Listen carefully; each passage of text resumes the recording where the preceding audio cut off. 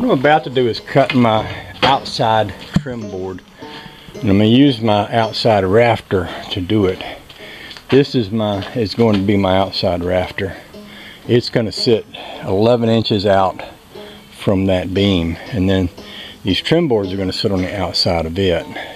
Both will be painted, but this will be mostly what you'll see kind of when you look up there. I cut all these little blocks because there's going to be one block underneath each one of those sticking out, and I want them to all be painted also. I'm going to cut these two at a time. This is 12 foot, a little over a 12 foot 1x6, and this is a 12 foot 2x6 that I've already cut the angle for. So what I'm going to do is mark the angle on my pattern board. I'm going to cut both of these at the same time.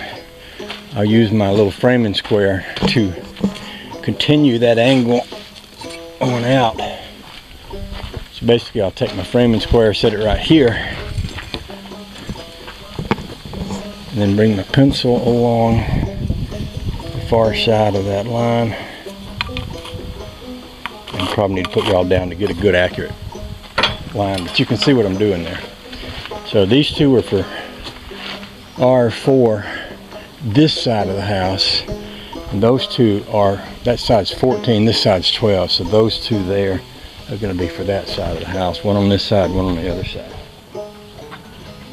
I want to mention this. A YouTuber reminded me that the crown goes up, and that is true. Anytime you're doing a rafter or a floor joist, if the board is bent one way or the other, the crown, the highest point, goes to the top. That way, over time, if the board is going to warp, it's already warping upward, so if it comes down, it'll just be sort of straightening itself out.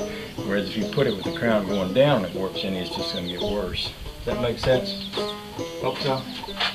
If not, get in touch with Cutworm 59 out in Arkansas. He can explain it to you better than I can.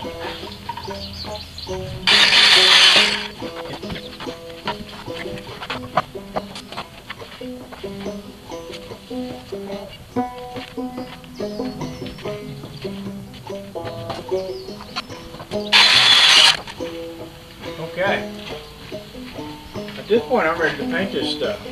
What I'm going to do, I'm going